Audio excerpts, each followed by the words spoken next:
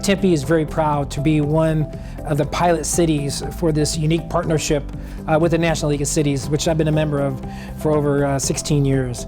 It's great working with our friends at Arizona State University and the School of Sustainability.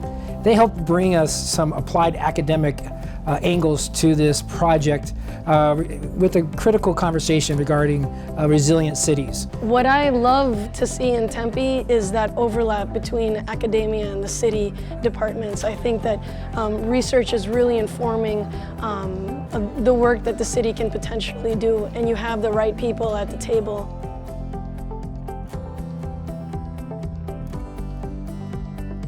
So often cities are dealing with their issues on a short-term perspective, and they are dealing with their issues often in a very reactive way. Certain issues are coming up, homelessness is being recognized as an issue, and then we start developing programs or developing policies to react to this. We are facing a shortage of water or resources. We're starting to act on this and trying to satisfy the immediate demand. The idea of sustainability and resilience is primarily to think about these things more proactively, in kind of anticipation of what might come, and also under longer term perspectives. Sustainability is a very holistic concept of basically the well-being of the city and its inhabitants. And resilience is more narrowly focusing on how well can a city and its population absorb shocks. It's usually going to be more cost effective. It's usually going to be something that the public is more willing to accept. It's usually going to be a better service that a city can provide to its residents when it meets both sustainability and resilience goals.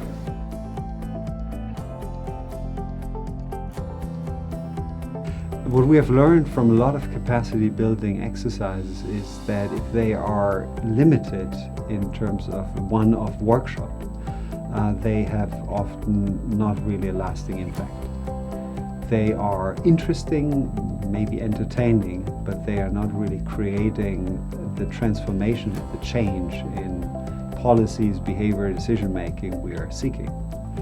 So we thought from the very beginning this needs to be a process with various little interventions, with various opportunities to engage with resiliency and sustainability in a more continuous way. We were so fortunate to have enough time in working with the National League of Cities on this grant to really think thoughtfully and strategically about how best to get the bang for our buck. And so we did a lot of pre-work with my colleague directors, Chief of Police, Fire Chief, the Deputy City Managers, and other department directors to think about what kind of information would they want and need to be able to better appreciate the subject.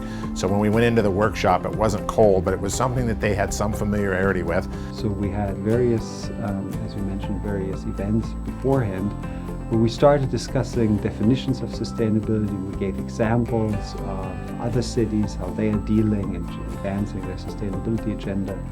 We discussed the concept of resilience, what is the difference between resiliency and sustainability, but also making it tangible and relevant to the city. So what's the link between the priorities and the sustainability goals the city has with what we try to accomplish in this workshop. So the primary objective, however, was to have a kind of smooth entrance into the capacity building activities through those pre-events.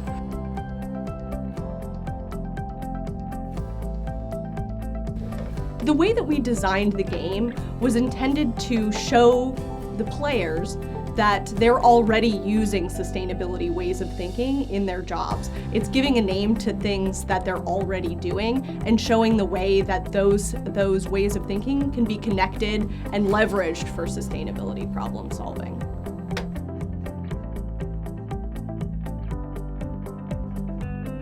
In the beginning of the game, the facilitator flips over a priorities card and an issues card. On the priorities card are two of the strategic priorities that the City of Tempe has laid out, things like quality of life or financial stability and vitality. And we put two on each card because we wanted to first start the game by facilitating a discussion about how those priorities work together, or trade-offs between priorities, how working towards one might necessitate not working towards another in some way.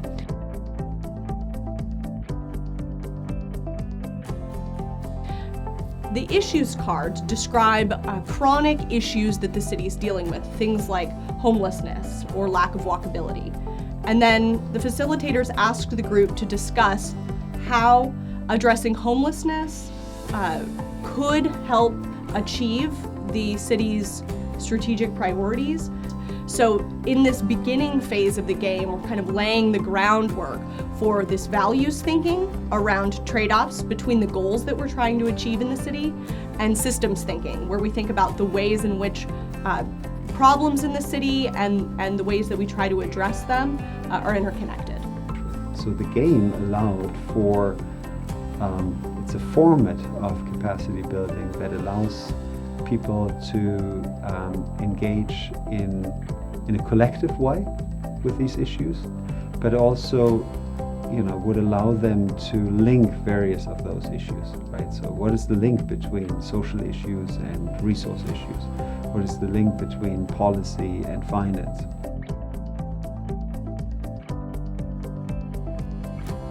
Step 3, the facilitator would deal assets cards to each of the participants, and they would get a generic card with some asset category on them. So they were things like cultural or behavioral assets or infrastructure assets, things that each department might have that could be leveraged to address the issue.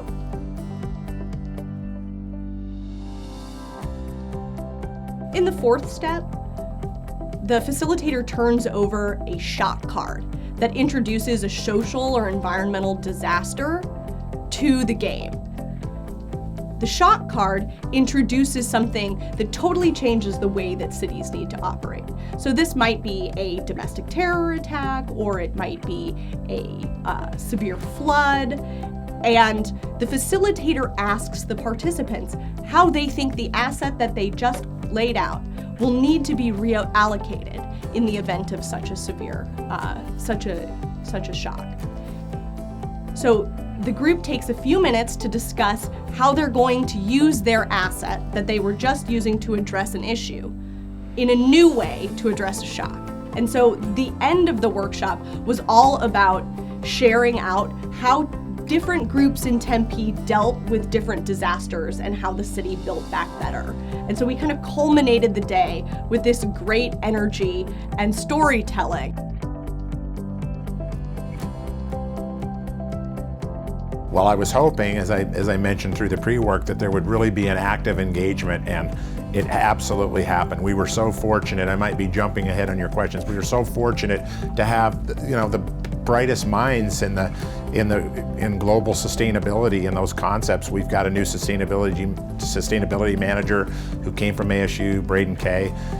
His work, the work that you helped provide, the School of Sustainability and other professionals at the university were absolutely critical in creating not only, again, just the foundation, but as our mayor spoke, taking that academic piece and bridging the gap to a way to apply it in the work that we do every day as city leaders. ASU has done a tremendous job thinking really creatively about how they can get various departments and stakeholders at the table together, and at the end of it provide a product for one another that they can be proud of. One of the surprising outcomes was, apart from seeing a lot of excitement and a lot of engagement and also really good feedback we received, one of the surprising outcomes was the interest from other cities.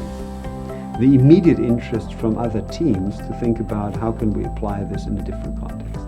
We are currently exploring collaborations with various other cities, including Mexico City, including cities in Germany. They want to adopt that particular game. They want to probably translate it into their respective language, but they want to use it because it seems to really hit home a variety of different issues they have been struggling with as well, right? How do we make capacity building very accessible and entertaining and inspiring, but on complex issues, on issues that are of immediate relevance to basically cities around the world.